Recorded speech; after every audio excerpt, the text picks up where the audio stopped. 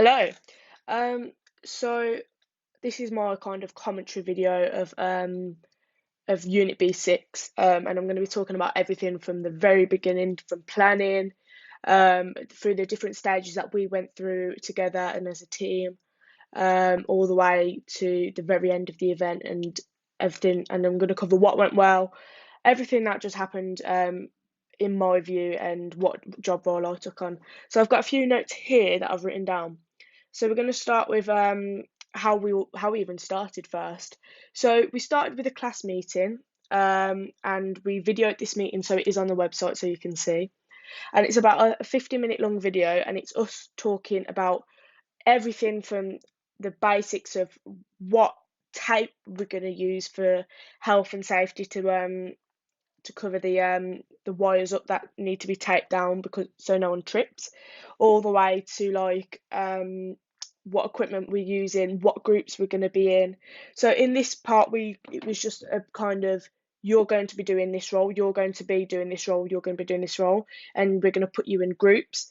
That's who you're going to be with on the night, and then that's what you. And there's no changing. You've said that you wanted to do this, and that's what you're going to do. Um, and it was kind of what equipment as well we were going to be using, such as what we will need to be taken down to the event, what we need to load into the van. So it was everything covered in that little meeting session that was really important because we all knew where we was going to go next um, and so we all knew what kind of role that we had to do going into the next part of the assignment. So I got put into the role with Josh. Me and him was in a group for a bit, and that was where we all had to and that was where in the meeting we had to all say what equipment we needed, and we made a list of everything down to like drum covers, how many toms we're going to be needing, and we all got assigned to a role for setting up as well. So you all volunteered of what you wanted to do, and then they put you in group. We've got put into groups then, of the setting up. So for example, for me, my setting up was doing the drums because that's what I know, obviously. Um, so then they put me in a group with Henry and Finn, and then Zach from the second year tagged along as well, and that was our kind of role to get sorted for when we went straight into the venue to get going. So I think this was really well. That meeting that we had was such a good starting point because then after the meeting we went off and did we started to do, what was it? We started to make lists of everything that we needed to get ready to put into the van. So it was, and we all worked together for this. So I think it was a really that meeting that and recording it was such a good idea because we all kind of knew what was going to happen next, and no one was in, like, everyone was caught up in the loop. Um, and if you got something that we said in that meeting, we just could look back at it. So that was that was a pretty important meeting to be at, and it was good that we also got everything covered because I don't think we missed anything out from at all. I think we even covered who was going to be doing risk assessments in there, who was going to be going down to the venue to sort out the map of the venue. So it was a pretty that meeting was really important as an overall because you because if you weren't there, then you'd be out of the loop and you wouldn't have a clue what was going on. Only if you look back at the 50-minute recording, but it being there was really important. And I think going forward, I think that's the first thing that we ever do is we all sit down together and say, this is what we need, this is your job role, um, all that sort of stuff. So after the class meeting, um, I also, before we move on, actually, before I incorporated into the meeting quite a lot. So I was putting in my points and views, which was really interesting because everyone all just sat there and all listened to your view, which was also a good point because then if you didn't think of anything, then someone butted in and went, oh, but we need this. So it was really important that you was all there as a collective together to talk together. But I incorporated a lot into that meeting by helping Josh and Ashton take charge of it for the beginning parts, um, and also helping like assign the job roles. Um, but I also incorporated into the meeting of what equipment we'll need to take with us. And that was more drum equipment and everything like that, and like microphones. Um, but again, incorporating into that meeting was really important for me because I had a great understanding of where we was going to go next. So once we had the class meeting, we then went on to do tech riders. It was tech riders, the risk assessment, uh, a plan of what we're going to do next, a venue map. So how we did this is that we in the meeting we assigned people to certain roles that we was going to do. So for example, Chris had the job role of the risk assessment, and he and Jack Francis went down to the venue to get videos of the venue for us to take back so we could see what we was working with. Um, and I think having these documents, such as the tech riders as well, the tech riders were done by the second years, um, which was pretty helpful because it gave us an understanding of, well, this is what the equipment we need to take down. Um, this is how we're going to be setting up. Um, and I think those tech riders were really easy to read as well. They weren't complicated. It weren't it weren't anything difficult. Like they were they were really easy to read off, and I think the only problem is that I'd say about them is that we didn't print them off on the night, which we could have. It would have been so much easier and useful to have print off everything, um, because it would have just given us more of a template to follow on the night. But that's something that we'll cover later anyway. But um, but yeah, the tech riders were really important to us, and I think if we didn't have these tech riders, then we wouldn't know how we'd be setting up, how we'd be, um, what equipment we need for a start for each band, and how many leads we'd need, for example. So it was that tech rider for each band was really important and really useful. The risk assessment also that was assigned to Chris, and it's so important to put down the health and safety risks and how you're going to cover those risks if something does happen, because it gives you a bigger picture of what could happen at live events and how that needs to be treated. Um, so, for example, taping down the wires with black tape, but also then putting yellow and black tape over that just to warn people, oh, there is something on the floor, not just putting black tape over the wires and the cover mat. So I think that was really important as well. Um, having those risk assessments there is really important. Also having a plan of what we're going to do next, how we was going to go next. So we all then sat down, and Ashton took charge of this. He took down of a plan of who's doing what role on the night, what groups you're in for the night, and how you're going to achieve that role in the night. Um, and which I think that was really important for us, because getting to work with people who maybe you haven't worked with before, and getting to learn off them, but also being with people who you're comfortable working with as well. So I think that was really thought out by Ashton. Um, and the venue map was really important as well, and getting videos of the venue beforehand was really important because of we had to then look at different ways of how we're going to get the bands on and off the stage. We also had to think about how we're going to say there was a problem on stage, which way are we going to come and sort that out. We're going to go from the more crowded side of the stage where everyone's going to be, or the more quieter area. But also if there was a fire, um, what we needed to see that map, the venue map, to see about if there's a fire, which way do you get out quickest. So I think having that venue map and someone going down as well and taking videos of the venue was really helpful. Also in the the planning and everything that we did after our meeting, we also had loads of equipment lists, and this was also us considering extra equipment that we might need to take down in case any of the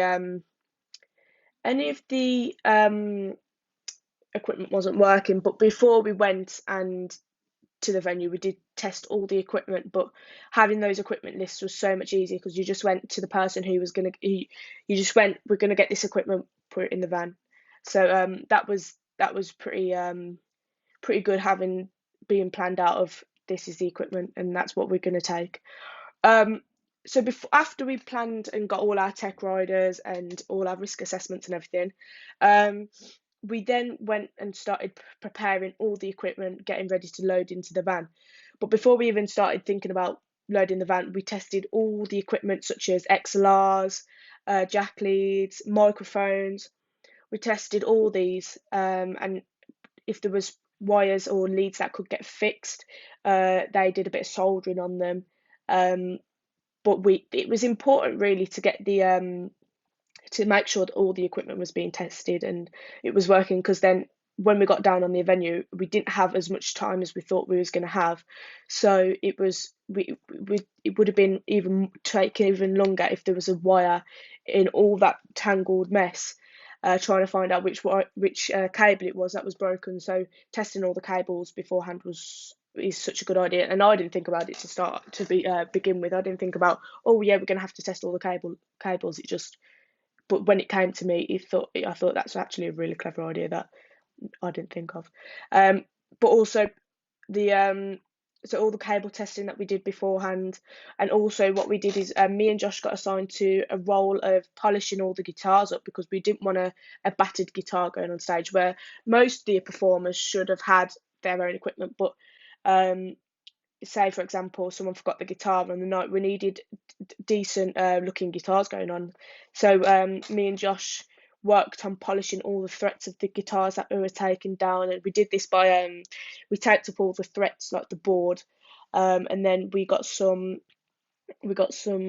iron wool, I think it is, and then we just polished all the silver threads down of the guitar to make them really, because they were all like rusted, but then once we polished them up they were really shiny, and there is a video to show you us doing that. So that was all part of the preparation before we even got everything into the halls that we wanted to take. But once we got everything ready, we got everything in, all the equipment that we needed to take down, we got it into the hall, into the corridor of the Block 7. And then the next day we got it into the van, into the big loaded van. Um, that stacking the van as well, just to say quickly, is really important, because you don't want to say put something on the top that can topple down and break equipment. So you have to stack the van a certain way, which is really interesting because you don't want broken equipment coming out at the end of the journey. So that was really that's a big, it's everything you've got to think about and like take a step back and think thoroughly about that you're doing in this, because if you don't, you get it wrong, and if you rush, you get everything goes wrong. So you've got to always take a step back, make sure you're doing the right thing, which I've learned quite a lot, especially in Unit B6. But going on then, once we'd stacked the van up, we went down to the venue, um, and we started unloading the van, and we started setting up the PA. But before we even did all that, we got once unloaded all the van, we had kind of a manager. I'd say it was kind of Jack Francis assigning everyone to a role, which I think us doing it this way was really important. Which we kind of had a knowledge of, we're going to be doing this setting up beforehand, that we discussed in the meeting, but also having Jack go, if you finish that role, Jack went, you can do this now. And I think that was really helpful, having someone in charge, because if you didn't know what to do, he was kept in the loop with everything. So that was really important to have someone in charge. So once we got there, Jack assigned us to a role which we already knew what we was doing anyway, as I said. But so for me personally, I went and set up the drums. We went straight into it. setting up. We set up the stage riser, and me, Finn, and Henry, and Zach, and Lewis did. And we managed to get this done really well. We worked really well together getting that drum kit set up. But there was a problem as we were setting up the drum kit, was because we hired the drum kit, it was a problem where the rack that the tom sat on wasn't the right fitting. They didn't give us the right fitting, so we had to resort and use snare stands for the toms instead, which we had to bring from the college ourselves, which it kind of delayed our process because we couldn't set up the mics for the toms. But I think what we did is we just set that problem aside. We carried on setting up the drum kit. We started setting up all the mics and everything that we needed for it. And then we came and resolved that solution after. We made Craig aware of it, and then we managed to then get that. He managed to get the equipment over to us that we needed, and we managed to get that sorted at the end. But we managed to. What we did is we got everything that we need. We put the situation that aside, got everything sorted that we needed to carry on doing, so we didn't just have to sit around and wait for the new stands to arrive. We just carried on and then sorted the situation out at the end, before soundcheck started. So once we'd, especially my role, which was setting up the drums and everything, once we'd got all that done, it took about 2 hours to do. And we also helped get a few other things done, and it's as you can see on that video, that the setup video. So we did our setup. We managed to get it all done smoothly, I think, and then we went on to sound checking, which was interesting. I'll say our communication certainly got better. So learning about communication was a big thing for us. It started really poorly, especially in sound checking. I'd say you just our communication with the performance students just wasn't that well, because we was trying to communicate to them with whether they wanted IEMs or how much they wanted in the wedges, and some of them were communicating back to us, but some just was giving us like they weren't giving us anything to work with, which was a bit difficult in a way, because we can't help you and get you the best sound that you need without you communicating with us. So especially in sound check on the Tuesday evening, that was such a big issue, was the communication with us and the performance students.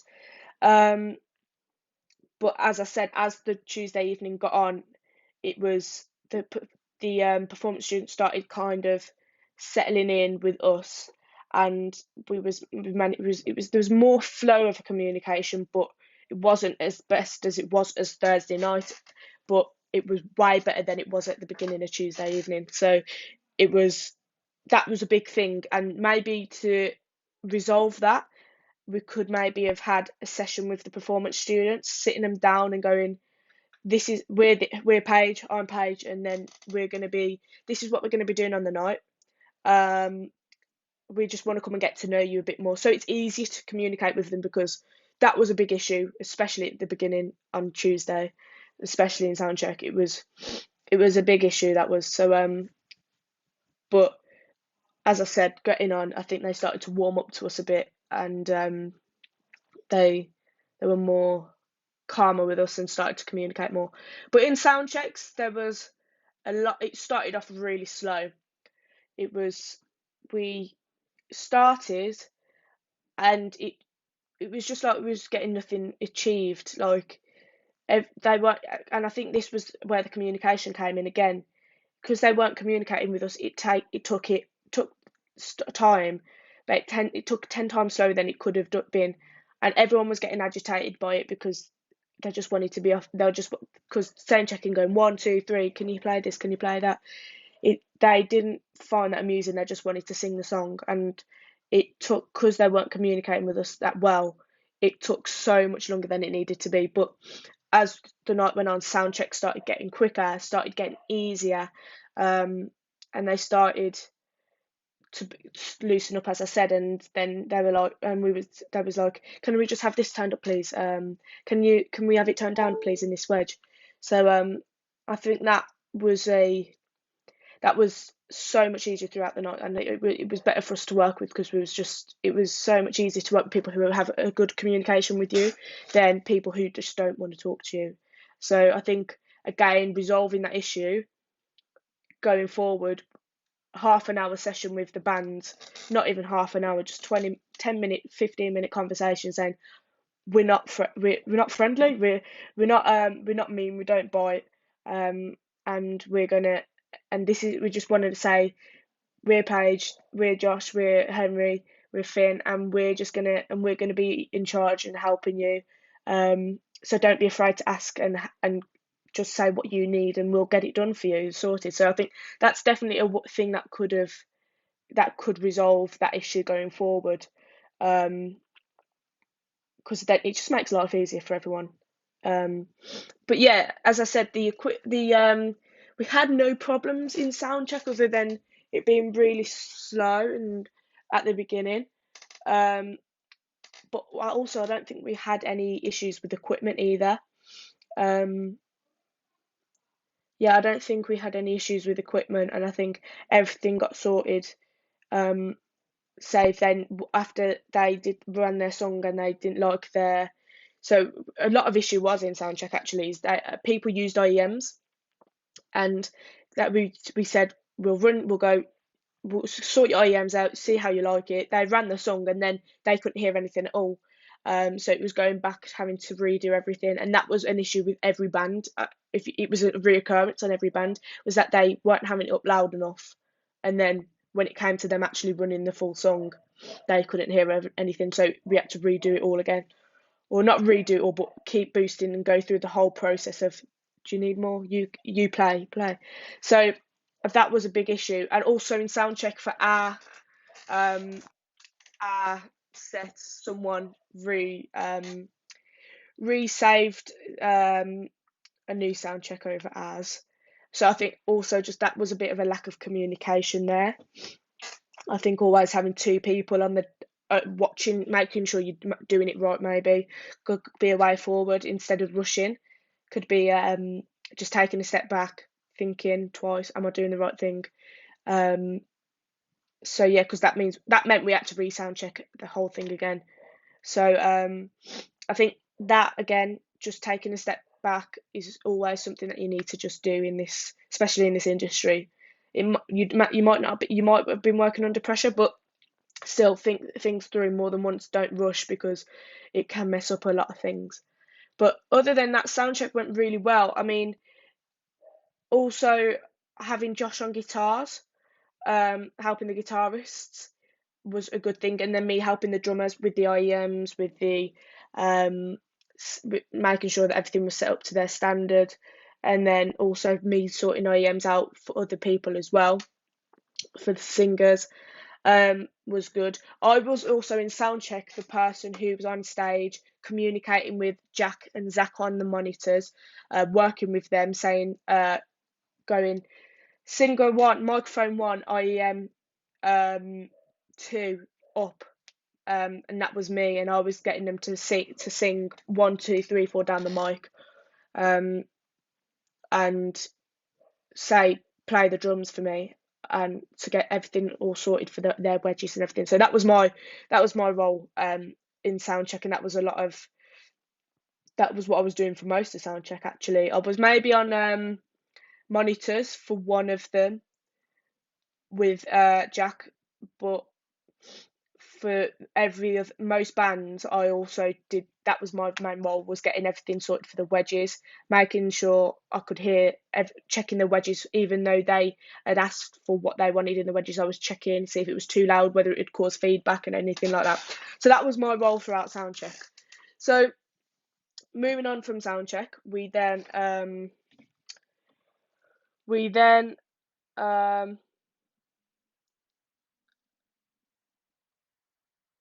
also, actually, before we move on, in soundcheck, there was this guy in a band, the guitarist, and he was using wireless jack.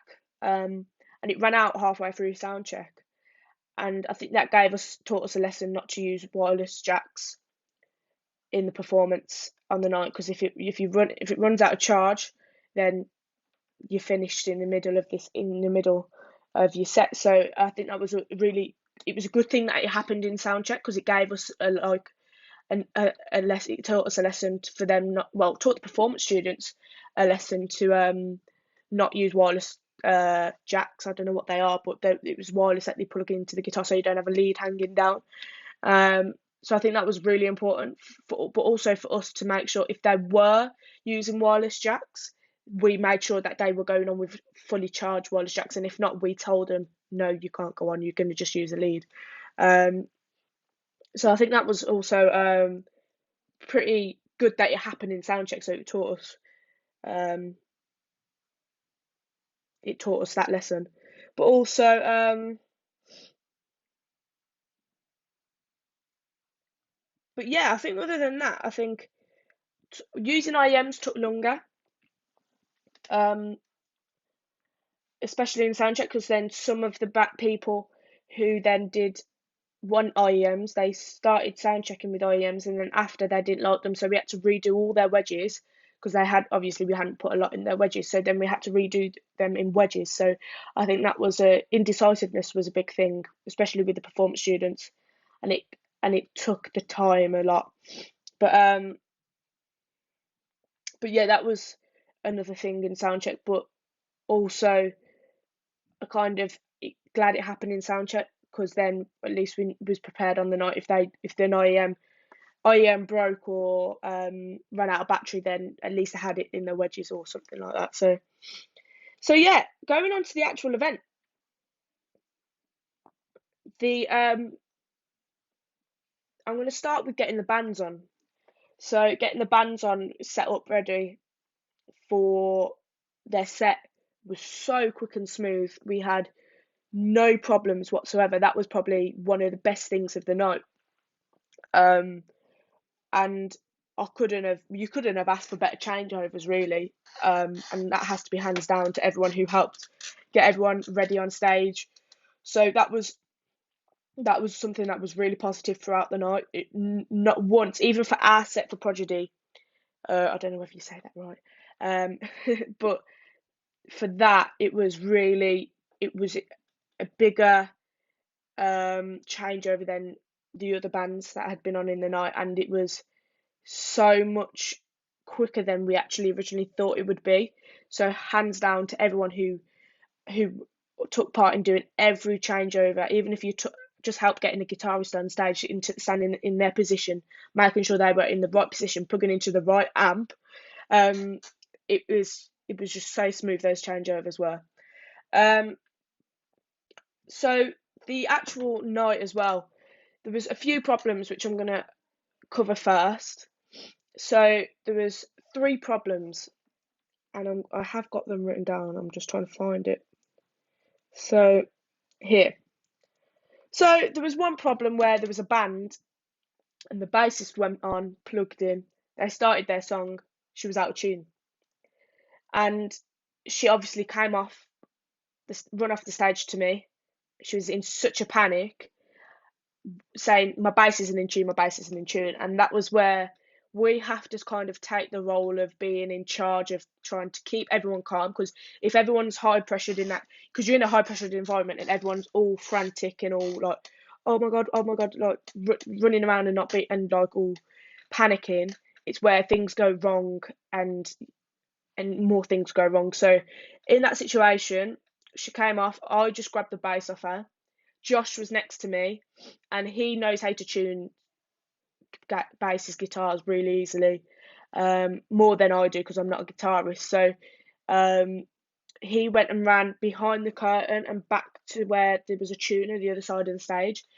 I calmed the girl down until, because she was really panicked because she was missing her first song, and she was all tangled in her IEM. So I sorted her out, and then once she was sorted out and she stayed on the side of the stage with Zach and Jack, I then ran over to the other side of the stage where Josh was tuning the bass, and Once he tuned it, I just grabbed it off him and ran to back behind the curtain to the other side of the stage, put the bass on her, sorted her IEMs out, and she was back on the stage before the song even finished. So so I have to say, working with Josh there in a high pressured environment, trying to get something done really quick was, and working with someone who was really panicked because she weren't on stage was, I think, hands down to us. And I'm not just saying it, but hands down to us. We managed to get, and even Craig went, what was going on, and he was like, you've already sorted. They were like, they've already sorted it. It's already sorted. There's no. So making sure the audience weren't too aware of what was going on was such a big thing, and we didn't want to panic anyone else on stage who were performing also. So I think me and Josh there worked really well together in that high pressured environment, trying to get something sorted, and we've managed to sort it so quick, before anyone really noticed. But it also it also tells where maybe that's more our job now, where we make sure and rip into them, saying that you have, going forward, we make sure that they have tuned their guitars, or we do it for them. More of a guitarist does it for them, so they know that actually the guitar is in tune or the bass is in tune. So I think that's something that we'd say going forward. We maybe are more, not more, we're more, what would you say, more up on it, and we make sure that it is tuned. So that was one of the problems in the night. But as again, it was sorted really quick, and hands down to me and Josh, we managed to get it done. Second problem of the night, it was one of the first bands. He plugged his guitar into the wrong amp, so you couldn't hear him. And everyone was like, "Well, we can't hear him." And so Josh came running to me. You know, I think he's been plugged into the wrong amp. I just don't know though. I can't tell. And I think it was Craig that he ran on and sorted that out though, because there was no one managed to get there on that side in time. But it was something that was picked up on and was resolved. But I think going on, we just make sure, again, to us, we make sure that that they're plugged into the right amp first. But we also told them to take a picture of what amp they're plugged in and everything like that. But they still didn't. They still didn't listen. But I think that's where we come more into a manager role on stage and go, you are plugged into this amp. You're plugging into this amp. We do know. So yeah, but that was another thing that we could resolve going forward. But at least we know now how to deal with that situation. And finally, I think there was only one more. Oh, there was a few more problems, but another big problem was after Panic at the Disco. So for Prodigy set, they plugged the XLRs from the microphones into the radio mic boxes, and I think that's where it was. And the people who were setting up ready for Panic plugged the wrong XLRs in the wrong microphone. So then, when at the end, going into Muse, you couldn't hear the girl singer whatsoever, and we was trying to figure out the problem, but you just couldn't hear it in the front of house whatsoever. And I think it was mic 3 was in XLR 1, and mic 1 was in XLR 3. I don't know whether that was right, but it was something like that, and it was hard to find. And then there was someone who came up to front of house and complaining, saying that they couldn't hear the girl singer, and it was like they were trying to fix it, but obviously they weren't. They just couldn't deal with us trying to fix it at that time, and it was adding more pressure into that environment. But yeah, as I say, these things do happen, and it's just trying to figure out what happened, and get it sorted really quickly. There was a few other problems where on stage microphone stands weren't high enough, so we had to go on and quickly adjust them while they were singing. Someone's IEM pack fell. He swung it and it fell, and it unclipped and it fell onto the floor, and he was about to stamp on it, so we had to quickly run on stage and get that moved out the way so it wouldn't get trampled on. There was other things where there was one guitarist, he lent another guitarist his guitar because he broke his string, and then I got handed a guitar at the end saying, "Can you give it to this guitarist who's going on next?" I had no information who this guitarist was, um, and he just ran off from me. He went, "I've got to go." Passed me the guitar, and I was just standing there with the guitar in my hand trying to figure out who a guitarist was going on stage next. Then that band was on, and they started without the guitarist. I don't know why, but yeah, but we managed to get that solved fairly quickly. But the band just didn't want to wait for us. So yeah, but there was minor things that happened that just, again, communication just needed to be a bit better in some places. But also on the night, I think having those comms was so helpful because it meant you didn't have to run from places in the hall to talk to talk and communicate. And I think the communication on them was really good. I know Henry was on one, and B, who was on the one on monitors with us. She had information given to her, and then she quickly gave it to us for us to fix. So that was really useful of having that person who was reliable on their comms, um, to then give us information that we could do. So say something needed fixing in like one of the wedges, um, that was relied to us, and then we managed to get it fixed so quickly. Also, I was on monitors for the whole night.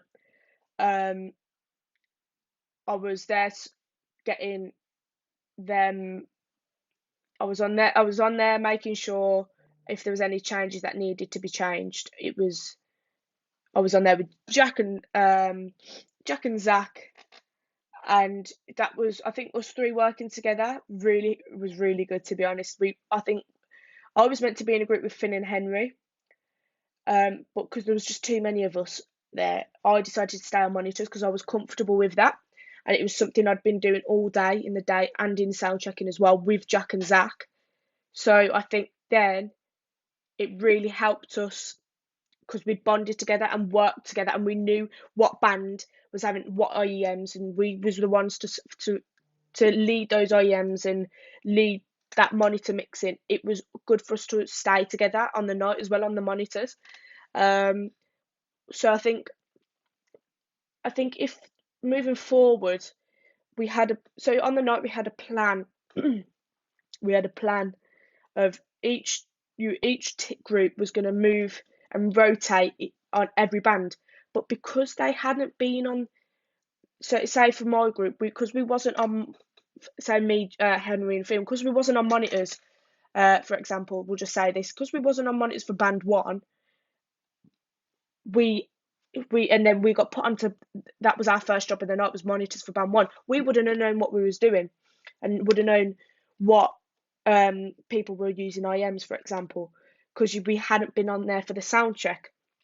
So I think is that maybe going forward, we say you're going to be on front of house, group one's going to be on front of house for band one, and then that's we'll be in sound check, and we'll be on the performance on the night, and then you will move and then do monitors for band two, and you will do monitor for band two on the night. And I think that's a way we could have moved forward, because then on the night he just went, Ashton kind of put in a planners where you went, you're going to be doing band one now, and then next you're going to be doing band two, where we hadn't sound checked with them, so you didn't know what you were doing if you moved on the role. So I think that was a big.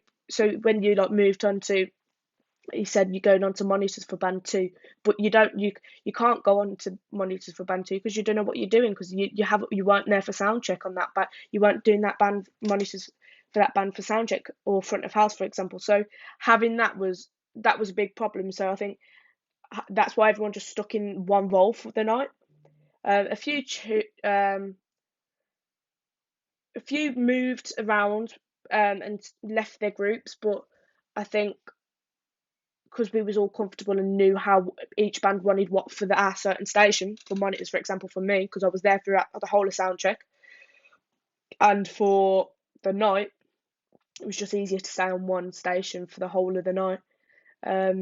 So yeah, that was a big thing that we could have changed moving forward.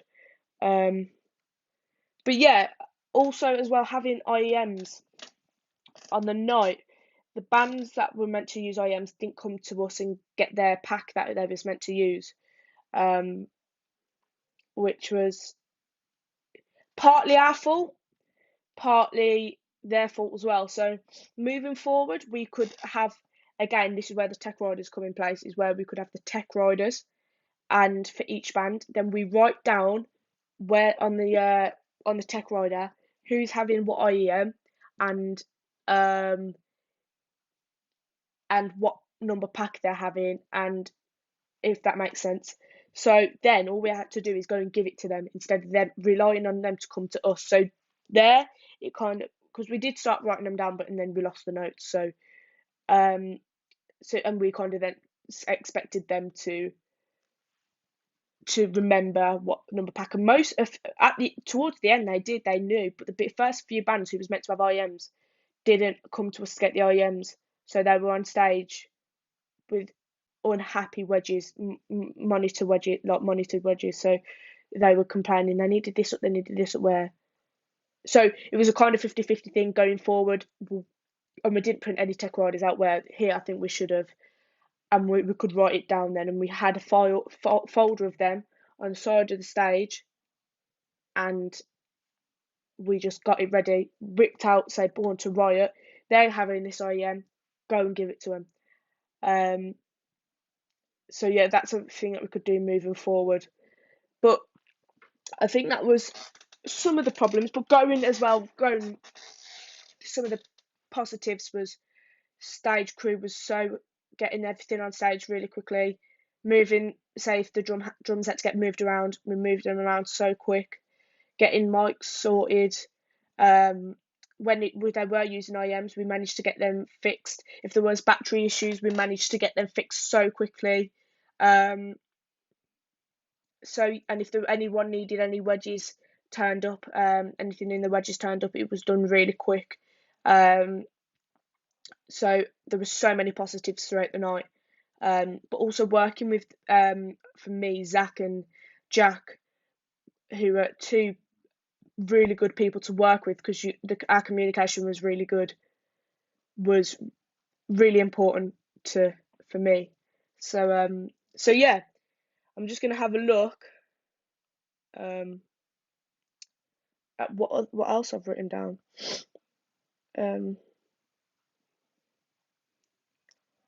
But I think,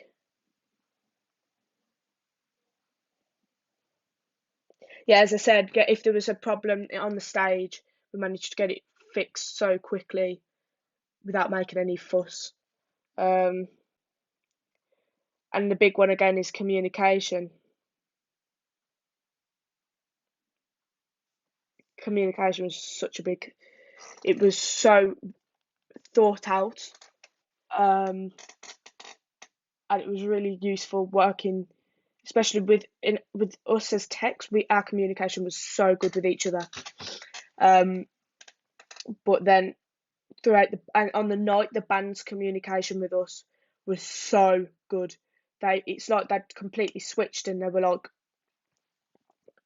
like our best friends. They were really, really talkative with us. So I think they got more comfortable with us. But for sound checking, I think that was a problem, and we needed to have that bond that we had on the night with the performance students before sound check. So that's one thing that I would say moving forward as well, is get to know them and let them get to know us, even if it was a 15-minute session with each band, or 10-minute session with each band, just to say, hi, I'm Paige, get to know, what's your favourite colour, all this blah blah blah, just to break the ice with them. So I think that was a big issue, but also a good issue as well.